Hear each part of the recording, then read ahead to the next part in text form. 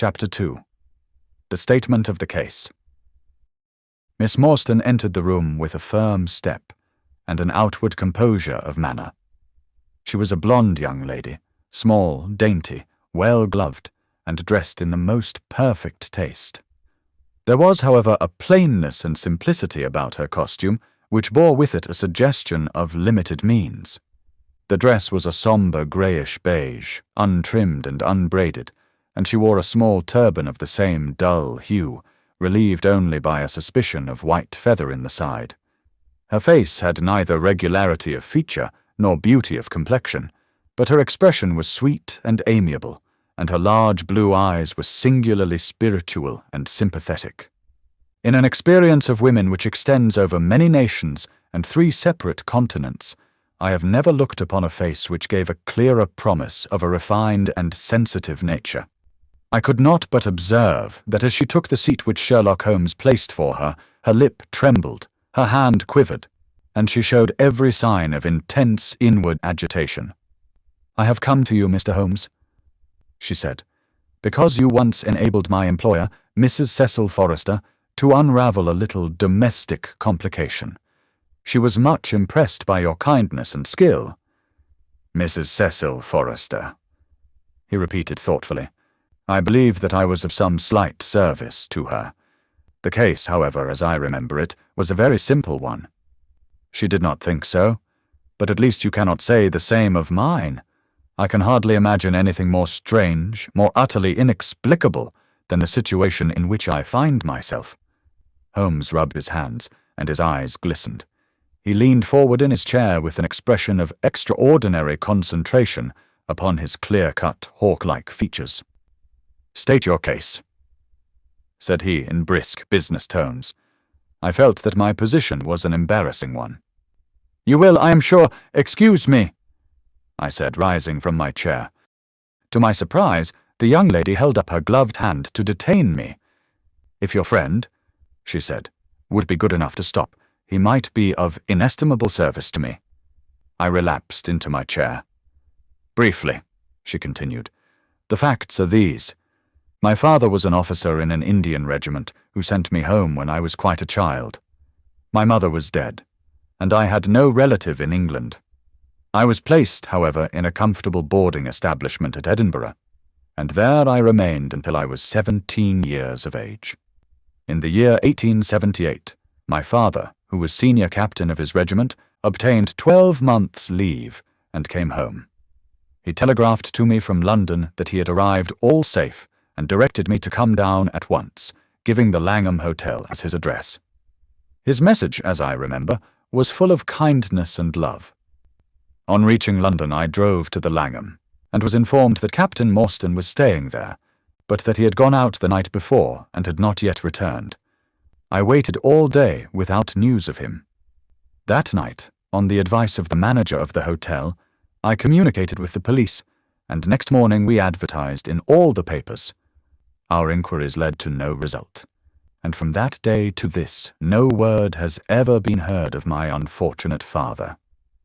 He came home with his heart full of hope, to find some peace, some comfort, and instead—" She put her hand to her throat, and a choking sob cut short the sentence.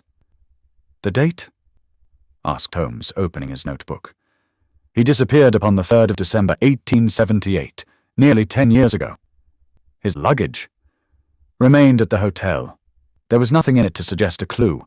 Some clothes, some books, and a considerable number of curiosities from the Andaman Islands. He had been one of the officers in charge of the convict guard there." "Had he any friends in town?" "Only one that we know of, Major Sholto, of his own regiment, the 34th Bombay Infantry. The major had retired some little time before and lived at Upper Norwood. We communicated with him, of course, but he did not even know that his brother officer was in England." "A singular case," remarked Holmes. "I have not yet described to you the most singular part. About 6 years ago, to be exact upon the 4th of May, 1882, an advertisement appeared in the Times asking for the address of Miss Mary Morstan and stating that it would be to her advantage to come forward. There was no name or address appended. I had at that time just entered the family of Mrs. Cecil Forrester in the capacity of governess. By her advice, I published my address in the advertisement column. The same day there arrived through the post a small cardboard box addressed to me, which I found to contain a very large and lustrous pearl. No word of writing was enclosed. Since then, every year upon the same date, there has always appeared a similar box, containing a similar pearl, without any clue as to the sender. They have been pronounced by an expert to be of a rare variety, and of considerable value. You can see for yourselves that they are very handsome. She opened a flat box as she spoke, and showed me 6 of the finest pearls that I had ever seen. "Your statement is most interesting," said Sherlock Holmes. "Has anything else occurred to you?" "Yes, and no later than today. That is why I have come to you. This morning I received this letter, which you will perhaps read for yourself." "Thank you," said Holmes. "The envelope too, please. Postmark, London, S.W. date, July 7th. Man's thumb mark on corner. Probably postman. Best quality paper. Envelopes at 6p a packet. Particular man in his stationery. No address. Be at the 3rd pillar from the left outside the Lyceum Theatre tonight at 7 o'clock. If you are distrustful, bring 2 friends. You are a wronged woman and shall have justice. Do not bring police. If you do, all will be in vain. Your unknown friend." "Well, really, this is a very pretty little mystery. What do you intend to do, Miss Morstan?" "That is exactly what I want to ask you." "Then we shall most certainly go. You and I, and— Yes, why, Dr. Watson is the very man. Your correspondent says 2 friends. He and I have worked together before." "But would he come?" she asked, with something appealing in her voice and expression. "I should be proud and happy," said I fervently, "if I can be of any service." "You are both very kind," she answered. "I have led a retired life, and have no friends whom I could appeal to. If I am here at 6, it will do, I suppose." "You must not be later," said Holmes. "There is one other point, however. Is this handwriting the same as that upon the pearl box addresses?" "I have them here," she answered, producing 6 pieces of paper. "You are certainly a model client. You have the correct intuition. Let us see now." He spread out the papers upon the table, and gave little darting glances from one to the other. "They are disguised hands, except the letter," he said presently, "but there can be no question as to the authorship. See how the irrepressible Greek E will break out, and see the twirl of the final S. They are undoubtedly by the same person.